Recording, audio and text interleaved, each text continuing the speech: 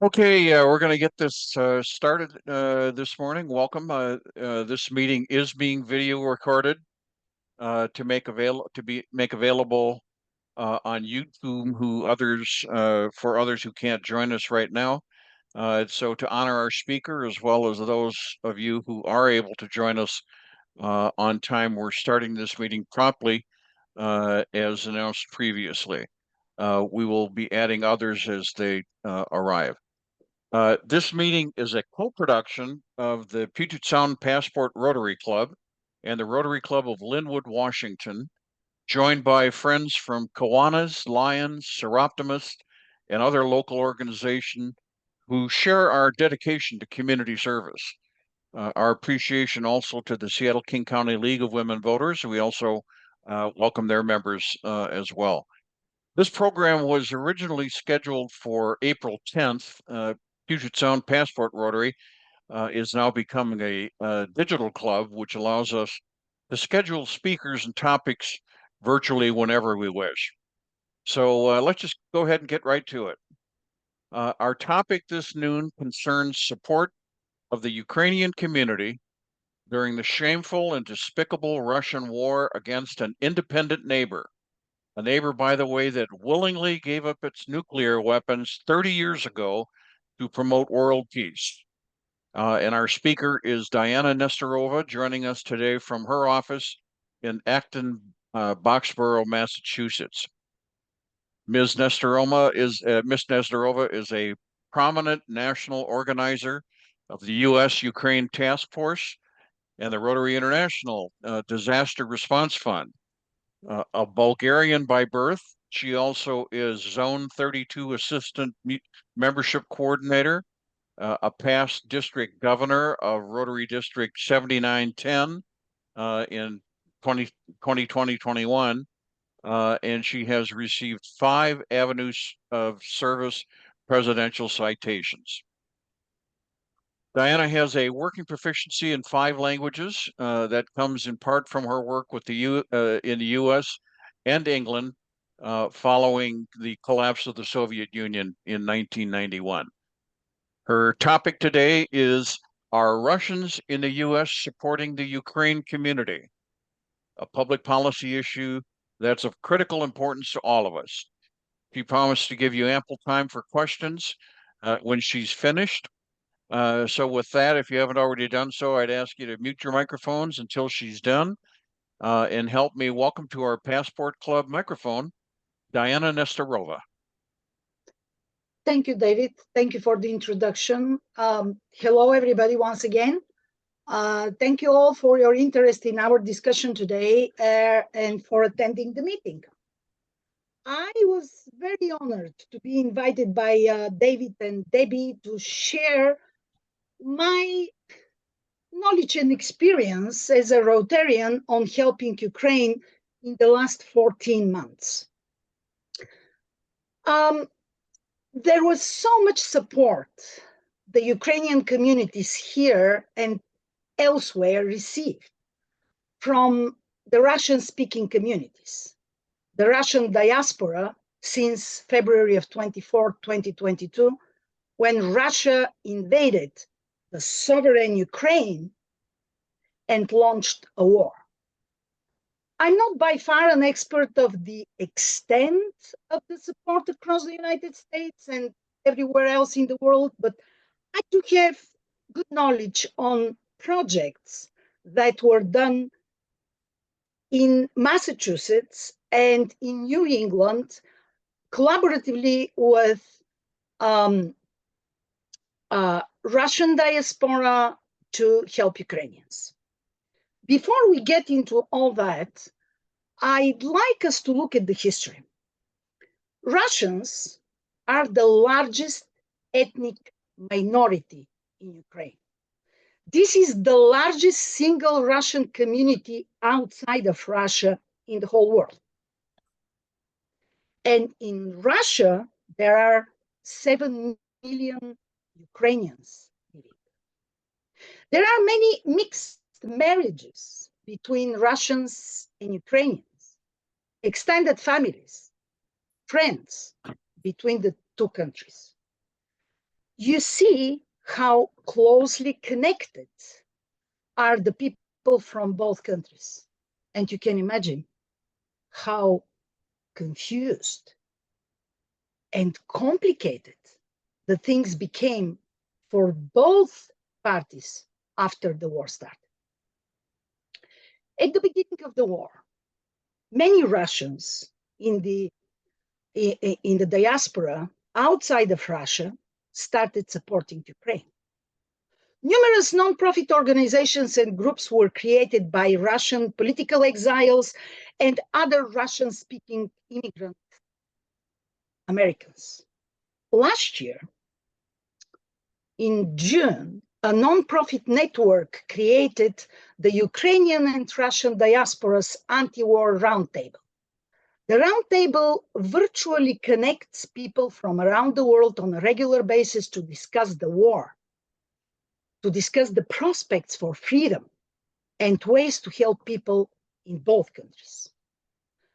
The organizations join other groups, such as OVD Info, in tracking the war's impact on human rights within Russia. OVD Info is an independent human rights media project dedicated to protect from political persecutions in Russia. Another organization here in the United States that was created was the American Russian Speaking Association for Civil and Human Rights in New York. And that association was working on projects to help Ukraine. So you see that in the beginning of the war, that was this outpouring support from local and national organizations. To mark 1 year since the Russian Federation launched its full-scale war against Ukraine, many Russians in the United States took to the streets on February 24th to voice their opposition.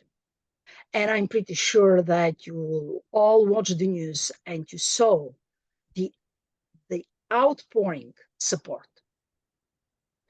The New York Times and Wall Street Journal reported that across the globe, the Russian diaspora had rallies to protest the war in about 45 countries and 120 cities on February 24th.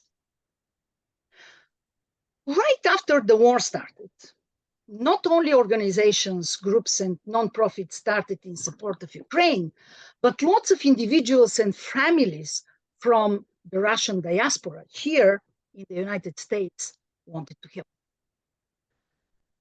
The Russian community, and when I say that, I know that from firsthand experience, I do have friends in that community here. They couldn't believe what was happening. People were feeling powerless, helpless, feeling sadness, and at the same time, some responsibility, guilt of coming from that part of the world. And at the same time, having a desperation, being so far away. What was it to do? You can imagine the full spectrum of emotions, the full spectrum of feelings, that people were trying to make sense of what was going on. And most of them decided that the best way was to roll up their sleeves and help with anything they could.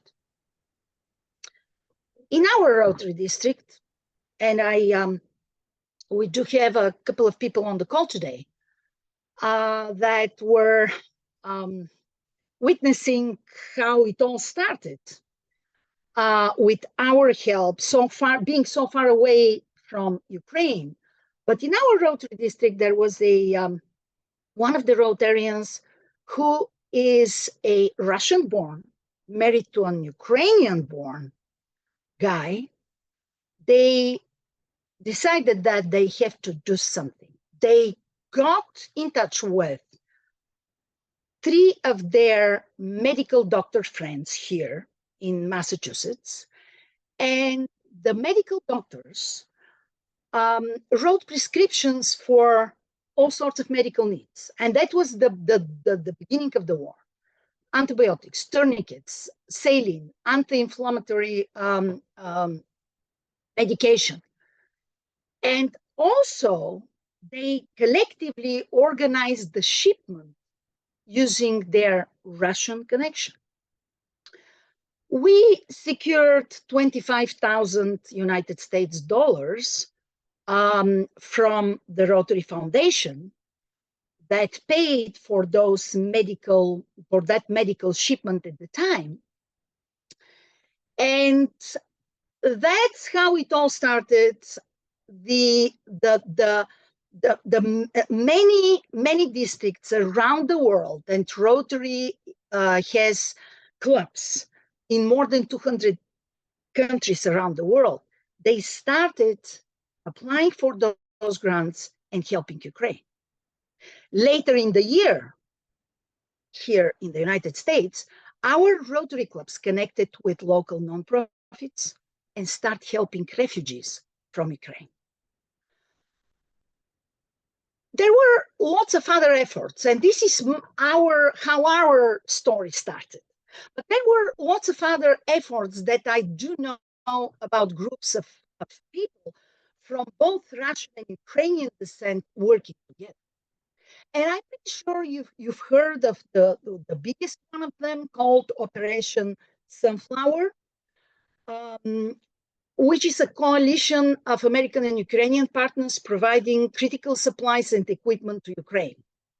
They have 3 cargo planes operating out of United States and Europe. They have 50 trucks and buses driving in and out of Ukraine.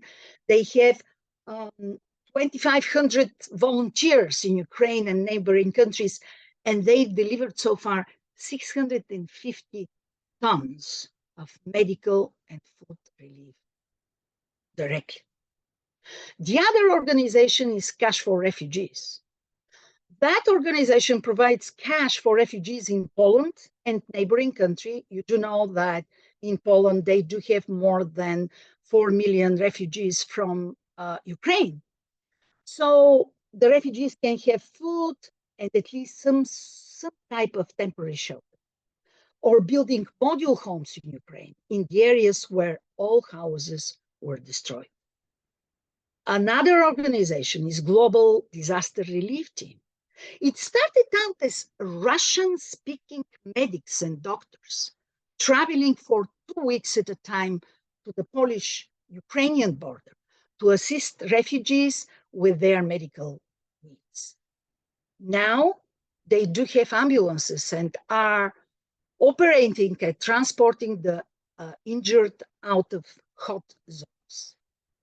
And of course, there are lots of individuals from the Russian diaspora, and obviously all of us, that are donating and helping constantly. You heard those examples of Russians being united in helping Ukrainians, but sadly so, you hear other stories. Russians supporting Putin's regime and invasion of Ukraine. Russian propaganda in and outside of Russia is very strong.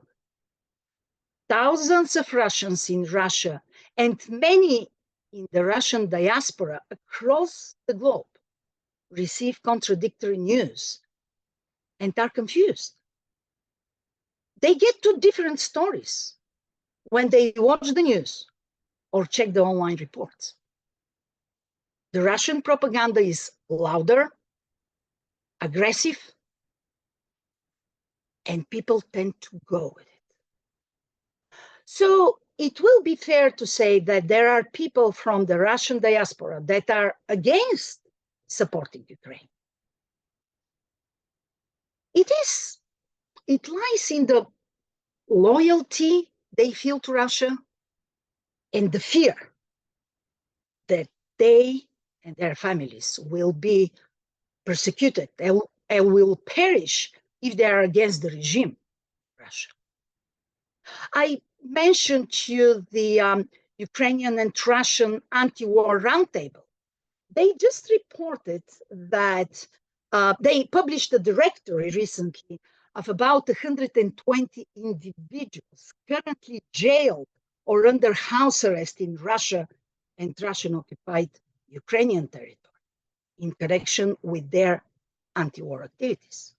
The other organization that I mentioned, the OVD Info, published that in Russia there were almost 20,000 detentions at protests against the war and against the mobilization since February 24th of last year.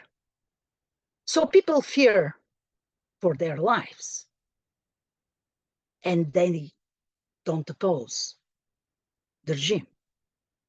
You heard from David's intro that I was born and raised in Bulgaria during the socialist regime. So I do have a first-hand experience living in an authoritative state with all the difficulties, challenges, and oppressions that a socialist regime can bring. We were told what to think, what to eat, what to wear, what to say, who to be friends with. We were not allowed to have a different opinion. If we did, we were persecuted, reprimanded, and locked until we agreed with the opinions and the doctrines of the Socialist Party. The norm was be obedient, agree, or else. And millions of Russians in Russia, they experience exactly the same right now.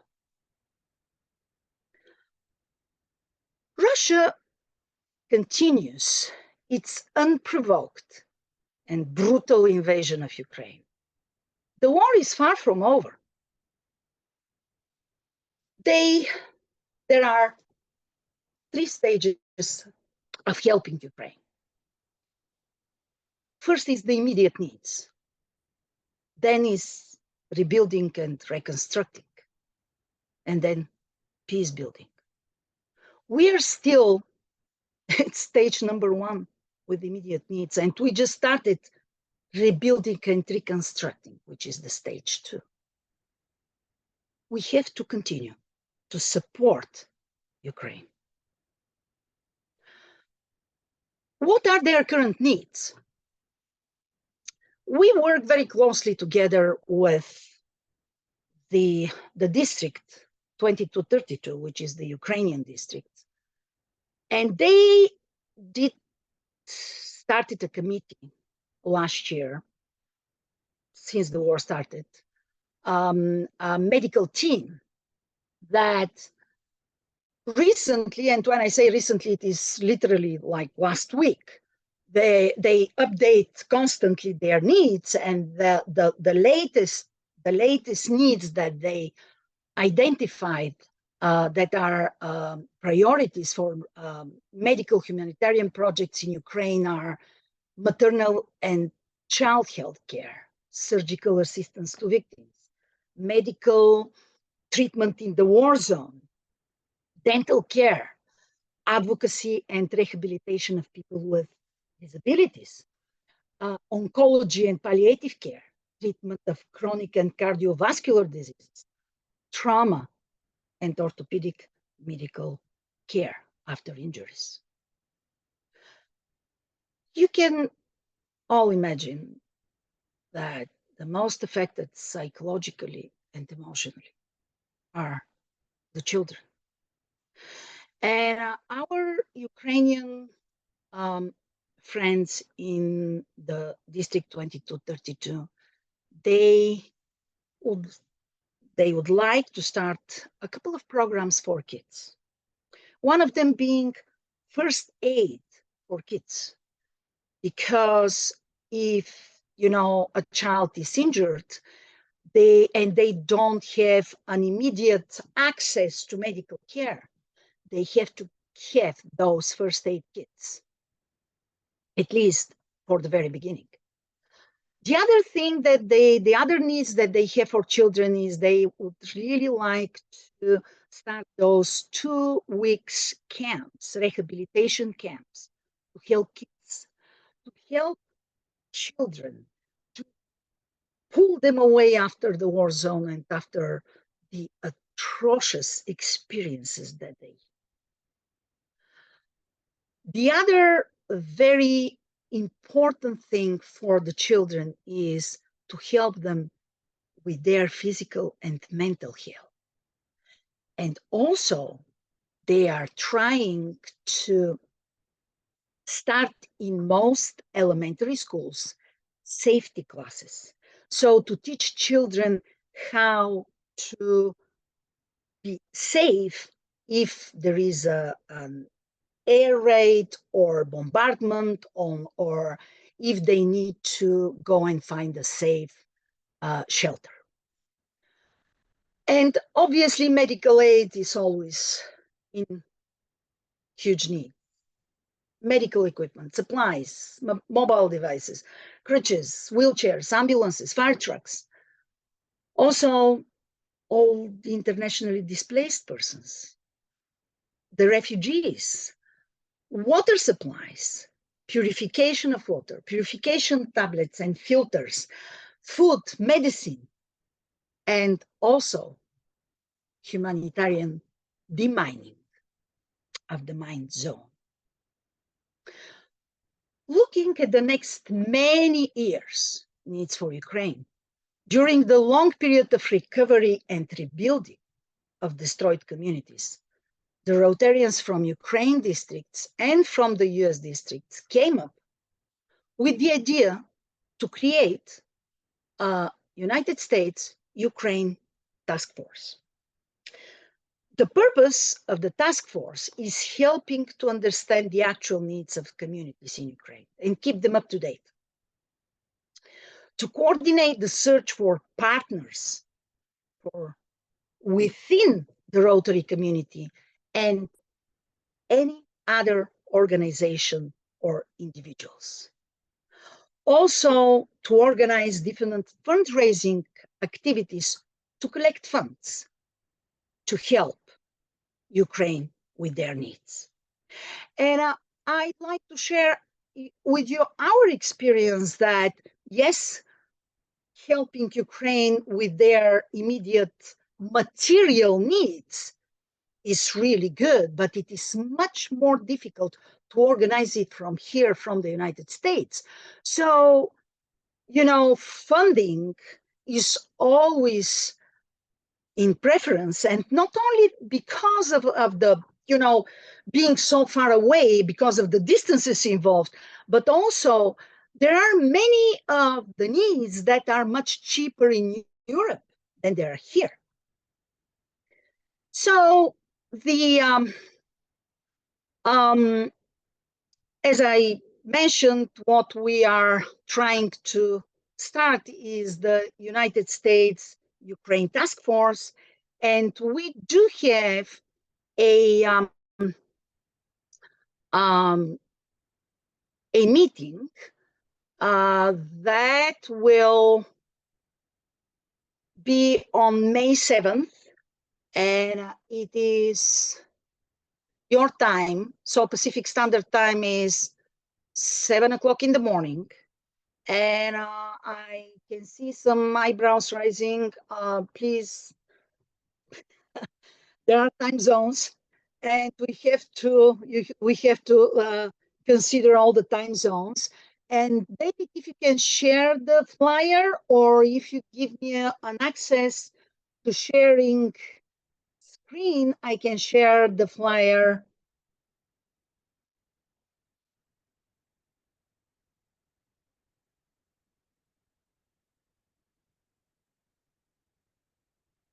Okay.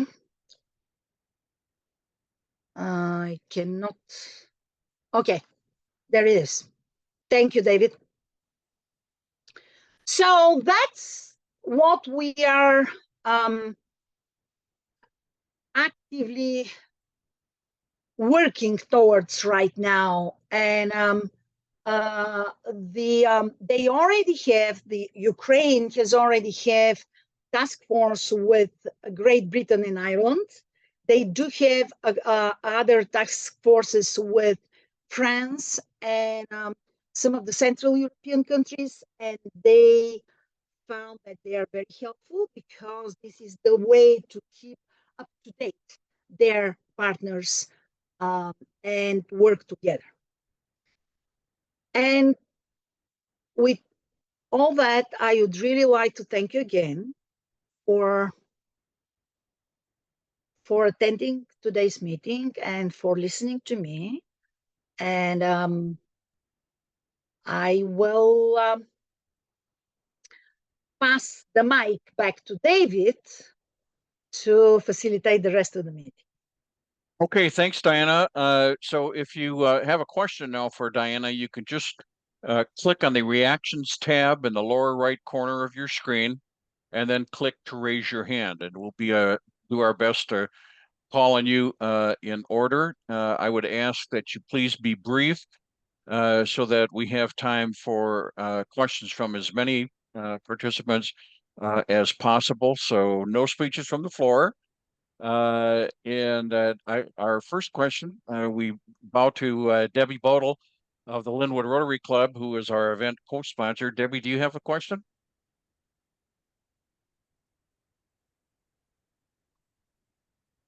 You're on mute. Debbie? Yeah, Diane, thank you, Diana. It was a great presentation.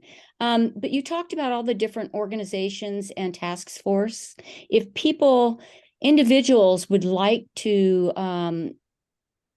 donate, is there an easy place to send that money, an organization that is collecting it that will get it to the areas that is most needed? Yeah, thank you, Debbie. Yes, there is. Actually, over the course of the last 14 months, there were obviously many different options to do that. Lately, our Ukrainian friends experienced some difficulties with those bank transfers for obvious reasons. And what we found, in Rotary, and I have Sanjay and you and Troy on the call, and Janet. So you did have this experience that when you know people that you work with, when you know your counterparts, you feel much more confident in helping. And there are so many people who would say, "Hey, how would I know that my money would go when I wanted it to go?" Right? So the good thing about Rotary is that we do know our counterparts, and I can actually show you right now, or David might distribute after the call today. Maybe after the call is better because usually in the chat it's not very easy to click through all the links. The best way to do it is right now, and I actually confirmed that with a couple of our zone directors in Rotary and our Ukrainian counterparts a couple of days ago. Our website, the Rotary International website, there is a donate button. And it doesn't matter whether you're Rotarian or you're non-Rotarian, you can donate to the Ukraine fund through that button. The only thing is that you have to just check yourself as a guest and you fill in a form that you're a guest and you continue with that. And let me tell you what this fund does. This fund collects money from all donations around the world, and then when the districts apply for grants for immediate needs to Ukraine, they use the donations from that fund. So it is safe and secure. It is in United States dollars. You're not gonna lose any money in bank transfers because, believe me, we did learn the hard way, across the globe with all our partners who donated money in their own currency, that there was quite a lot of, money lost in bank transfers. So that's one way to do it. Of course, if you prefer to do it, to a direct cause, I can put you in touch with some of the Rotarians there. But the thing is that they specifically said that they've been having some problems lately with bank transfers. So they do prefer this, sheltered safety of the Rotary International when you send donations. So Seattle's former First Lady, many of you will remember Roseanne Royer, also the founding president of the Seattle-Tashkent Sister City Committee, helped visualize this program. And Roseanne was interested in what the implications of the Russian attack on Ukraine are for other former Soviet countries, such as Estonia, Latvia, Lithuania, and even Poland, and probably now Finland too. Is that something that you can address for us, Diana? Could I add something to that before the subject goes away, David, on funding? I did want to mention, I could speak for Seattle. There's an active, long-established Ukrainian Association of Washington. And by Googling them, you can get to their website and get to them. But that is a reliable place to talk about donations that you would feel good about giving and believing that the funds are going to end up in the right place. And that's probably true, I would think too, Diana, in other cities around the country, that the Ukrainian associations in the big cities are doing that kind of fundraising. There seems to be very little right now in the media. It wasn't as in the beginning where there were tons and tons of things saying, here's where you can donate, but I think it just feels good when you have a local association that you can trust. And there is one in Washington State. Yeah. So it's just UAWA on the website, but Ukrainian Association of Washington. Yeah. Thank you. Thank you. Yes, local organizations are great. I'd like to point your attention to the chat box. Roy, thank you, Roy. He just put the link for the donations that I mentioned for the Disaster Response Fund. And obviously talking directly with Ukrainians. Thank you so much. So, David, your question about what is the impact on the neighboring countries? Was that the question? I'm sorry. Yep. Well, are Yes. they supporting, for example, in the Baltic countries, how are the people of those nations, the native people, treating they all have Russian populations, obviously, and what is their attitude toward the Russian populations in those countries? Well, honestly, I haven't been to those countries in many years now, but from what I know is that it's not like you hate your Russian neighbor just because he or she is a Russian, right? People tend to overcome those differences with years, and now the focus is much more of helping Ukrainians and helping the cause and preserving yourselves. If you're talking about the Baltic countries, their focus would be to preserve themselves because they are in close proximity to Russia, right? And also Poland and Romania. And I can talk to my counterparts in Bulgaria. At the beginning of the war, there were, and I know for sure that, the refugees that could go to Bulgaria at the time, which was not very easy because we are not sharing a border. When they go there, local, and I know that from my Rotarian, friends in the clubs, they hosted refugee families, just going to the border, and they would welcome the refugees to their homes. But that was at the beginning of the war. They're still having, now there are lots of camps, lots of hotels that are converted to help the Ukrainian refugees. But again, don't forget that the proximity, the territorial proximity of those countries kind of places the focus on something else rather than, oh, wait a minute, is my neighbor a Russian or is my colleague a Russian, right? So Sanjay, I see Did that that answer your question? Sanjay, I see you have your hand up. Can you Yes, pronounce your last name for us, please, and tell us where you're from? sure. This is Sanjay Deshpande. I'm a Rotarian at the Lake Nona Lunch Rotary Club in District 6980. Last May, on a visit to Boston, where my daughter lives, I was inspired by the work Diana and Roy were doing. I am a former member of District 7910. And so I did take on this effort, and with their inspiration and their help, have been able to get several disaster response grants done and implemented to provide equipment to Ukraine.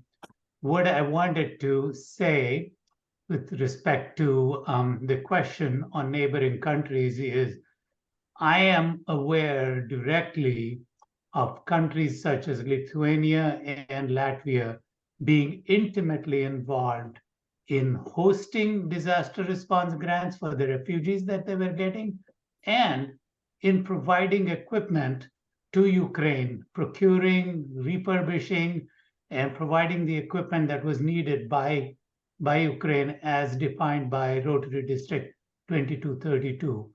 So the people in and around Ukraine, in the countries in and around Ukraine, have been very, very active in supporting the utilization of donations to the Rotary Ukraine Disaster Response Fund. And in my opinion, and it's very biased, that giving to the Rotary Disaster Response Fund helps us aggregate the funds and do bigger projects which have a much bigger impact on the community than small donations being given directly to the people or clubs in the community. So I would continue to urge Rotarians to give to the 2023 Ukraine Disaster Response Fund. And then we, as different districts around the world, take on disaster response grant at $25,000 a clip, or combined to go up to 150, 200. There's no limit to provide more meaningful impact through these projects. Thank you, David. Diana, is there something that you want to say to that? I actually wanna, I completely wanna support what Sanjay just said, is that last year, and that's the power of the number. And I completely agree with him. You know, when you donate to the Disaster Response Fund, of course, every little helps. $1, $2. You know, I was looking at the numbers for the children's camp that I just mentioned to you today. $25, 25 United States dollars, secure a week for a child to go to that camp. But what I wanted to say with the Disaster Response Fund, and Roy put the link in the chat, thank you, Roy. What we do have again the power of the number. We had last year, we had 16 districts in Japan that applied together for a grant. Each one of those 16, 25,000 United States dollars.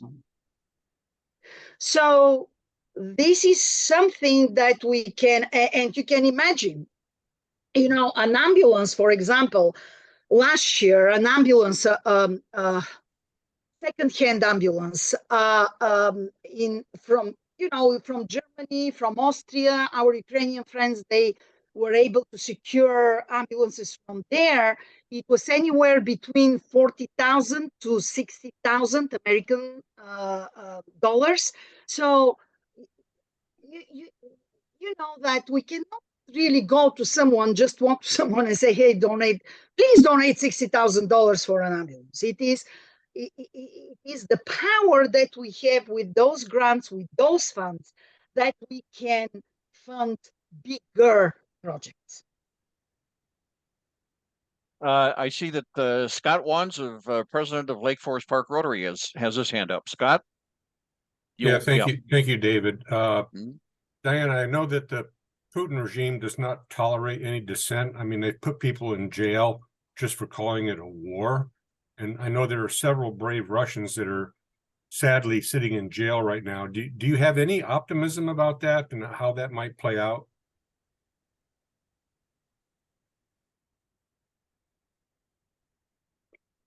It all depends on his agenda. And I know that it sounds like childish to say that just one person can do so much damage, but that's how it goes. It depends on his agenda, and it depends on how the things will develop, how the war will develop in Ukraine. If he feels cornered, he will definitely have that card as an exchange card. But if he doesn't, I don't have my hopes up, unfortunately. Again, I'm coming from that part of the world, and I know what I'm saying.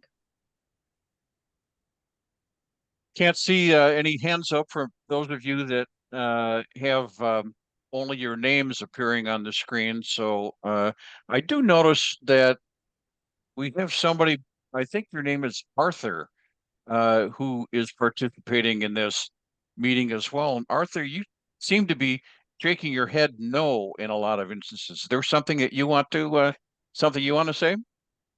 No, there was nothing I wanted to say. I was looking over at a sheet of paper and taking down some notes regarding funding for children. There's nothing that I disagree with here. I was wondering, has the UN been doing a lot to help? United Nations done anything you special? you do know that the United Nations Secretary here visited last week, I believe. Everybody's helping the way that they can, but you have to keep in mind that we cannot really, when I say we, I mean the rest of the world, not Ukraine. We cannot get directly involved because it will bring lots of complications. About Scott's question before, maybe you were thinking when you asked me the question about the detained people in Russia, you were thinking about Evan Gershkovich. Well,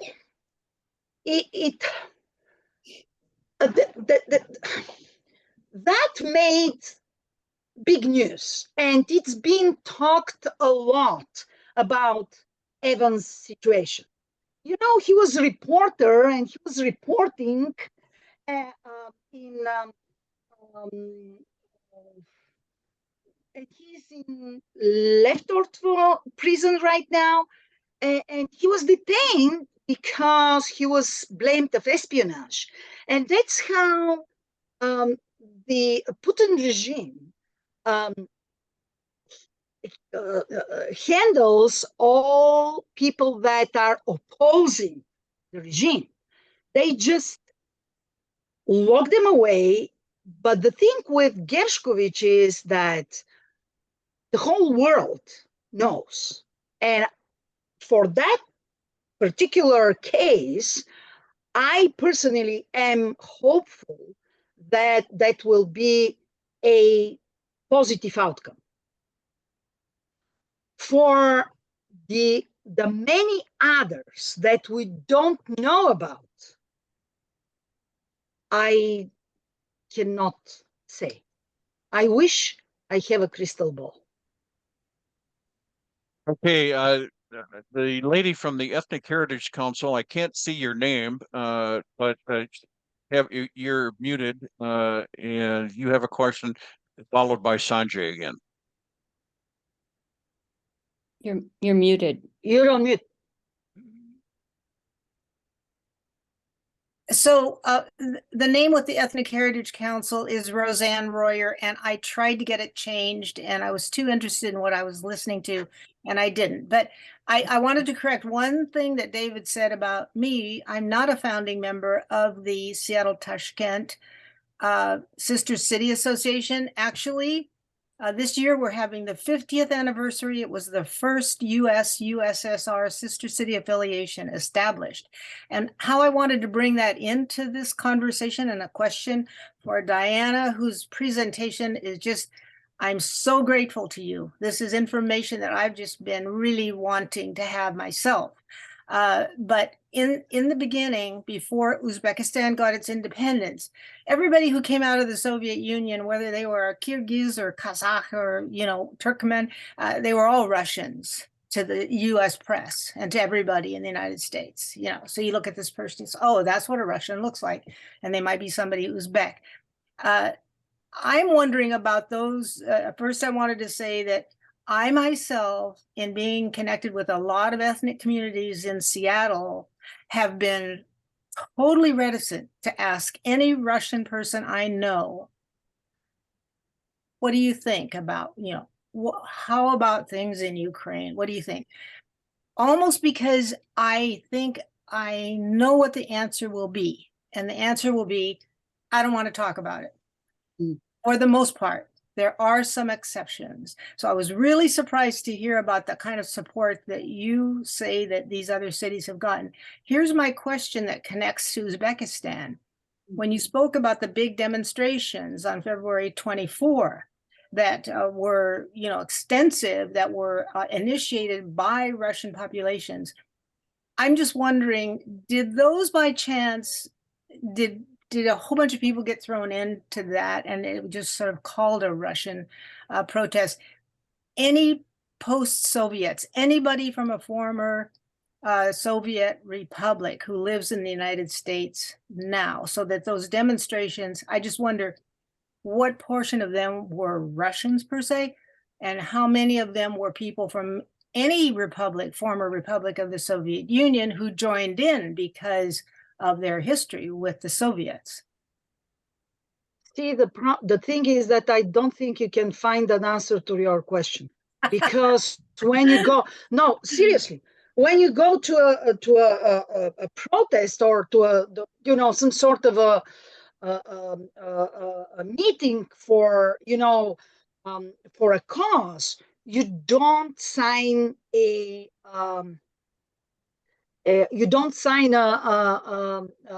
book with your name and your affiliation. So I don't think I can answer that question. I actually did tell you that, with my work with the roundtable, Ukrainian and Russian roundtable people, they do have, some data.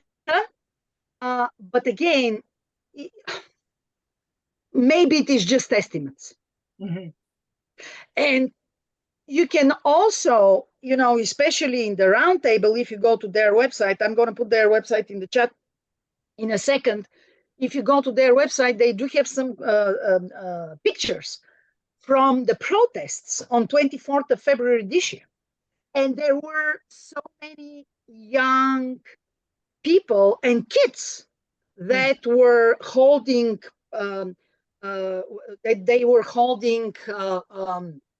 folders saying, I'm a Russian and I support Ukraine. Oh, yeah. So I'm going to put both websites in the chat right now, so you can go and look for yourself. Okay. Great. Thank you. All right, so we probably have time for just two more questions. Sanjay's got his hand up. Yes, David, I just wanted to add, to give some quantification to the Rotary Disaster Response Fund. In 2022, between, let's say, March 1 to April 30th, Rotarians contributed $15 million roughly to the Ukraine Disaster Response Fund, and all of that was used up in approved disaster response grant by November. 400, let's say roughly 450 disaster response grants that provided that much equipment into Ukraine. So this is the power of Rotary getting together. And I would once again, sounding like a broken record, urged everyone to contribute to the Ukraine Disaster Response Fund for 2023. Thank you. Roy Balfour in Massachusetts, do you have anything you want to, your principal organizer for all of this? Well, first of all, what you're doing in this meeting is exactly what Mr. Putin does not want you to do. He basically wants you to forget. Don't worry. Don't think about it. It's not in the news anymore. Don't worry about it. We'll take care of it. So the fact that you're all getting together to even have this discussion, I applaud you all. And Sanjay is right. What happens is you continue to donate, even in small quantities, as Diane is suggesting. The only reason for using that little button I put in the chat is because every single dollar of what you donate goes, and it's end-to-end supervised by a Rotarian, so that you know exactly where it went. And oh, by the way, can I tell you one small story you might get a kick out of? Is when everybody says that young people don't care about what's going on in Ukraine, can I give you a specific example that they're wrong? And here it is. Anybody here on the screen, raise your hand if you've ever heard of a game called Fortnite. It's an online game. No. Okay, good. Well, there's at least two of you that knew more than I did, because I didn't even know it existed. It's an online game that 320 million young people play. The average age is 19 years old. 19 years old. And when the war began, the company that did the software, apparently during the course of this game, the players can buy something called skins, which is for their avatars, their people that they use in the game. Anyway, so what Epic Software did was they said to all of their 320 million 19-year-old average user, look, for the next 2 weeks, we'll donate whatever you use for your skins toward Ukraine.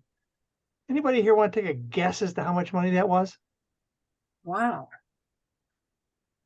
Okay, I'll give you the number. 2 weeks, 2 weeks, $155 million Wow. by 19-year-olds average. So when people don't think that the young people care about what's going on, that's a $155 million example that they're wrong. Okay, young people do care, and helping to continue to engage them in this is really important to all of us. Oh, one other little footnote is I've spent a lot of time in Ukraine over the last 30 some odd years. And one of the comments that was made by a very dear friend of mine is the 6 million people that have left that country, if this war doesn't end very soon, they're not coming back because they've established lives where they are. So as Diana wisely pointed out, the refugees will have been in Poland and other parts of Europe. If they're establishing new lives for themselves and they won't be coming back. That's a sad element. Thank you, Roy. So let's wrap this up. I just want to ask if you're as offended and angry about this outrageous Putin and Russian invasion of a peaceful neighboring country as I am, you can do something about it right now. There are several things you can do. First, you can join me in making a personal financial contribution to the U.S. Ukrainian Task Force.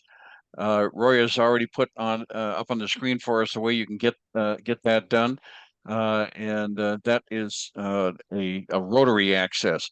Second, you can energize your club, whether it's a Rotary club or a Kiwanis club or a Lions club or any other kind of club, to make a financial donation as well. And third, you can attend the Ukraine Task Force event on May 7th, remembering that it's an international event.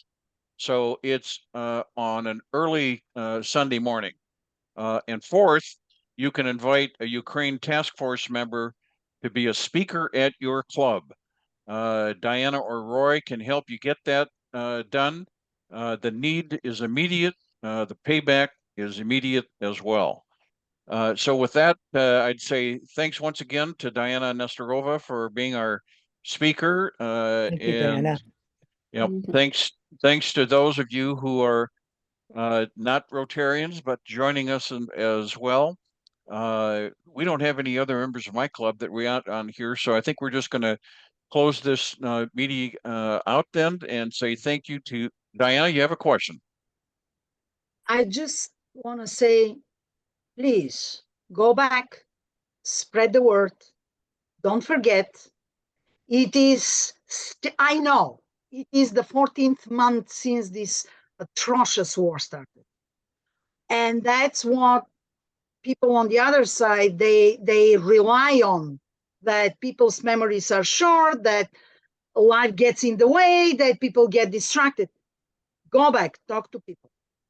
Do something. Keep the fire up. Thank you. Sanjay, Diana- did I see your hand up? Sanjay? No? Okay. Debbie Bodall. Yeah, first of all, I want to thank you very much, Diana. This was a wonderful presentation, and thanks everybody for being here on the call. When do you think you'll have the link for the May 7th event? I've had a couple people ask. I actually do have it right now, and what I can do, Debbie, as soon as we are off the call, I will send you so I'll send you two things. I do have the flyer with QR code, so people can just use their phones and register. They have to register. Mhm. And I will send you a link for, people that don't want to use their QR codes. Right, that's perfect. I will email you that. So please distribute it to as many people as possible. You will have our Rotarian, Ukrainian Rotarian friends on the call. We do have 12 as of now that will be at that meeting. Terrific. Thank you. Thanks also to Debbie Bodel for being our organizer for this. And Roseanne, I have to tell you, the lighting that you're using is not kind to you. So I didn't even recognize you there. But thank you so much, Roseanne Royer, for joining us as well. Yeah. And Debbie didn't know that my Rotary journey started in Sammamish 24 years ago. That's right. Amazing. In Sammamish? Yeah, I used to live in Sammamish. Oh my gosh. Wow. Uh-huh. That's Roseanne, amazing. did you have something, Roseanne, you wanted to say? I was saying, I wish I could say the lighting was intentional, so I would look as bad as possible, but it is. I haven't figured that out, but I wonder if we can have Diana's email address. Yeah, I can. Okay. I'm going to put it in the chat right now. I also gave you the links for the two organizations that I mentioned today, so you can go check them out, and you will see the pictures that I told you about. During the protests that are, Russians that are holding banners saying I'm a Russian and I support Ukraine. David, is there any chance you could copy those and send them to us? I'm not sure I captured them off the. Yeah, but we'll see to it that you get them. Okay. They're in the chat. Yeah. Yep. Yes, I know. And I thought I had them copied and saved. That's okay. That's fine. Okay. Anyway, thank you very much, everybody, for joining us. It's been a great program. Thank you so much, Diana. And you. Debbie, we appreciate it very much. And Roy, thank you. So we will now stand adjourned. Thanks again. Thank Thank you you. so much, David. Bye. Bye.